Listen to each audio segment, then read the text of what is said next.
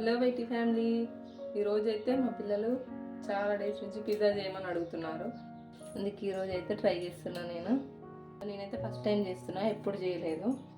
Pizza కోసం అయితే నేను 1.5 స్పూన్ ఈస్ట్ తీసుకున్నాను. అందులోనే 2 స్పూన్స్ షుగర్ ఇంకా 1 స్పూన్ మైదా పిండి యాడ్ చేశాను. అందులోకి 1/2 కప్పు గోరువెచ్చని వాటర్ యాడ్ చేసి ఒక 10 మినిట్స్ పక్కకు పెట్టుకున్నాను. నెక్స్ట్ ఒక బౌల్లో 250 గ్రామ్స్ మైదా పిండి తీసుకున్నాను. ఇందులో 1/2 స్పూన్ సాల్ట్ ఇంకా 2 స్పూన్స్ మిల్క్ పౌడర్ యాడ్ చేశాను. 1 స్పూన్ ఆయిల్ ఇంకా 1 స్పూన్ బటర్ యాడ్ చేసుకోండి. ఇక్కడ నా దగ్గర బటర్ లేదు, నేను బటర్ స్కిప్ చేసి 2 స్పూన్స్ ఆయిలే తీసుకున్నాను. నేను పిండిలో అన్ని వేసి మిక్స్ చేసుకున్న తర్వాత పిండి ఇలా ముద్ద కట్టాలి. నెక్స్ట్ ఈస్ట్ మిక్స్ చేసిన వాటర్ అయితే 10 మినిట్స్లో మంచిగా పొంగి ఉంటుంది. ఇప్పుడు ఆ వాటర్ని పిండిలో వేసుకొని మంచిగా కలుపుకోవాలి. పిండి చాలా సాఫ్ట్గా మెత్తగా కలుపుకోవాలి, అంతా మిక్స్ అయ్యేలాగా. ఇందులోకి కావాలంటే వాటర్ కూడా యాడ్ చేసుకోవచ్చు. పిండి చపాతీ పిండి కంటే ఇంకొంచెం సాఫ్ట్గా ఉండేటట్లు కలుపుకోవాలి. బౌల్లో పిండిని మంచిగా కలుపుకున్న తర్వాత ఒక క్లీన్ చేసుకున్న ఫ్లోర్ పై పిండిని ఉంచి 2 చేతులతో పిండిని మంచిగా కలుపుకొని ఒక చేతితో గట్టిగా ప్రెస్ చేస్తూ వీడియోలో చూపిస్తున్నట్లు ముందుకు లాగుతూ పిండిని కలుపుకోవాలి. ఇక్కడ వీడియోలో చూపించినట్లు పిండిని కనీసం 15 నుండి 20 నిమిషాలైనా ఇలా ఒత్తుకోవాలి. ఎందుకంటే పిండి బాగా కలుపుకుంటేనే పిజ్జా టేస్ట్ పర్ఫెక్ట్గా వస్తుంది. పిండి కలుపుకున్న తర్వాత పిండిని ఇలా వీడియోలో చూపిస్తున్నట్టు 2 చేతులతో పిండిని కింది వైపు ఇలా గట్టిగా లాగుతూ ప్రెస్ చేసుకుంటూ ఒక బాల్ లాగా మంచిగా ముద్ద చేసుకొని పెట్టుకోవాలి. పిండి బాగా మిక్స్ చేసుకుంటే ఇలా ముద్ద చేసుకున్నప్పుడు పిండిపై ఒక చిన్న క్రాక్ కూడా కనిపించదు. ఇప్పుడు ఆ పిండిని ఒక బౌల్లో ఉంచి దానిపైన ఒక క్లాత్ కానీ ప్లేట్ కానీ పెట్టి ఒక 40 to 50 మినిట్స్ పక్కన పెట్టండి. నెక్స్ట్ అయితే నేను పిజ్జా సాస్ కోసం అయితే ఒక చిన్న బౌల్లో టమాటా సాస్ తీసుకున్నాను. అందులో 4 to 5 గార్లిక్ చిన్నగా కట్ చేసుకొని వేసుకున్నాను. ఇంకా నా దగ్గర అయితే చిల్లీ ఫ్లేక్స్ లేకుండే నేను దానికోసం అయితే ఎండుమిర్చిని మిక్సీ పట్టుకొని 1/2 స్పూన్ సాస్లో యాడ్ చేశాను. ఇంకా సాస్లో అయితే 1/2 spoon salt 1 spoon sugar add చేసుకొని మంచిగా మిక్స్ చేసుకొని పెట్టుకున్నాను. ఇప్పుడు 50 మినిట్స్ పక్కన పెట్టుకున్న పిండిని ఓపెన్ చేసి చూస్తే డబల్ అయిపోయి ఉంటుంది.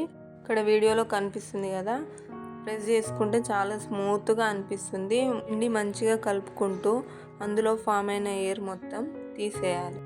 పిండిని ఇలా వీడియోలో చూపిస్తున్నట్లు ఒక 1 to 2 మినిట్స్ మంచిగా కలుపుకుంటే అందులో ఫామ్ అయిన ఎయిర్ మొత్తం వెళ్ళిపోతుంది. ఈ పిండితో 2 మీడియం సైజ్ పిజ్జాలు అయితే చేసుకోవచ్చు. నేనైతే ఇక్కడ 2 మీడియం సైజ్ పిజ్జా కోసం అని చెప్పేసి ఈక్వల్గా పిండి సపరేట్ చేసుకున్నాను. పిండిని చపాతీ ముద్దలా చేసుకొని ఫ్లోర్ పైన ఇక్కడ పిండికి బదులు నేను బొంబాయి రవ్వ వాడాను. పిండికి బదులుగా బొంబాయి రవ్వ వాడితే పిజ్జా బేస్ కొంచెం పర్ఫెక్ట్గా వస్తుందని చెప్పేసి నేను బొంబాయి రవ్వ వాడాను. పిండిని మంచిగా చపాతీలాగా చేసుకోవాలి, కాకపోతే చపాతీలాగా కొంచెం పల్చగా కాకుండా మందంగా చేసుకోవాలి. మనము ఏ ప్లేట్లో అయితే పిజ్జా చేయాలనుకుంటున్నామో ఆ ప్లేట్ సైజ్ అయినా చపాతీలాగా చేసుకోండి, లేదంటే ఆ ప్లేట్ సైజు తీసుకొని ఎక్స్ట్రా పిండిని అయితే తీసేయండి.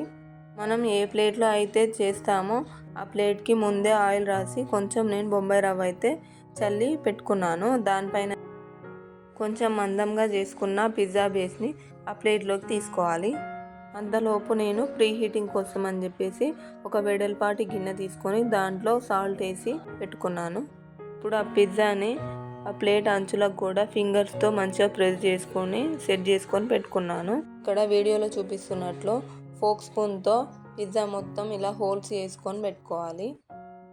ఇలా హోల్స్ చేసుకున్న తర్వాత ఆ పిజ్జా పైన 2 spoons mayonnaise 2 spoons pizza sauce వేసుకొని పిజ్జా మొత్తం మంచిగా స్ప్రెడ్ చేసుకోవాలి. స్పూన్తో మంచిగా పిజ్జా మొత్తం ఈవెన్గా స్ప్రెడ్ చేసుకోవాలి, మొత్తం ఎడ్జెస్ వరకు కాకుండా. ఇక్కడ నేను కొంచెం ఎడ్జెస్ కూడా స్ప్రెడ్ చేశాను. మీరు అయితే ఎడ్జెస్ వరకు కాకుండా ఓన్లీ బేస్ వరకే మంచిగా స్ప్రెడ్ చేసుకోండి. నేనైతే ఇక్కడ పిజ్జా టాపింగ్ కోసం మాత్రం ఆనియన్, టమాటో, క్యాప్సికమ్ మాత్రమే యూజ్ చేశాను. ఇక్కడ పిజ్జా పైన మీకు నచ్చినవన్నీ యూజ్ చేసుకోవచ్చు. టాపింగ్ కోసం పన్నీర్, చికెన్ లాంటి ఇలా మీకు నచ్చినవన్నీ యూజ్ చేసుకోవచ్చు. నేను మాత్రం ఈ 3 మాత్రమే యూజ్ చేశాను. పిజ్జా పైన మంచిగా వెజిటేబుల్స్ అన్నీ సెట్ చేసుకున్న తర్వాత నెక్స్ట్ అయితే మోజరెల్లా చీజ్ వేసాను. చీజ్ ఎక్కువగా వేసుకుంటే పిజ్జా టేస్ట్ చాలా బాగుంటుంది. పిజ్జా మొత్తం ఫుల్గా చీజ్ వేసేయండి, వెజిటేబుల్స్ కనిపించకుండా ఫుల్గా వేసేయండి.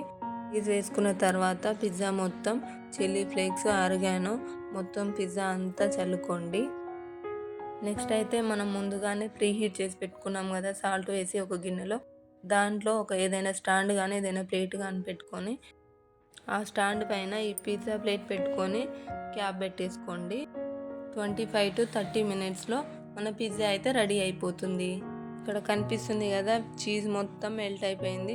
పిజ్జా అయితే మంచిగా కుక్ అయిపోయింది. పిజ్జా కొంచెం చల్లారాక దానిపైన chilli flakes oregano tomato sauce వేసుకొని మంచిగా స్లైసెస్ కట్ చేసుకొని తినేయడమే. నేనైతే చాలా హ్యాపీ. ఫస్ట్ టైం చేసినా కానీ పర్ఫెక్ట్ వచ్చింది. టేస్ట్ మాత్రం అబ్బా చెప్పని అవసరం లేదు, ఇంకా ఎంత బాగా వచ్చిందో. స్లైస్ చూడండి ఎక్కడా విరగకుండా పర్ఫెక్ట్గా వచ్చింది. పిజ్జా మాత్రం నాకు మా పిల్లలకి చాలా బాగా నచ్చింది. మీరు ట్రై చేసి ఎలా వచ్చిందో టేస్ట్ ఎలా ఉందో కామెంట్ చేయండి. ఇంకా మంచి వీడియోస్ కోసం నా ఛానల్ని సబ్స్క్రైబ్ చేసుకోండి. ఇంకా మీ ఫ్రెండ్స్ అండ్ ఫ్యామిలీ మెంబర్స్కి షేర్ చేయండి.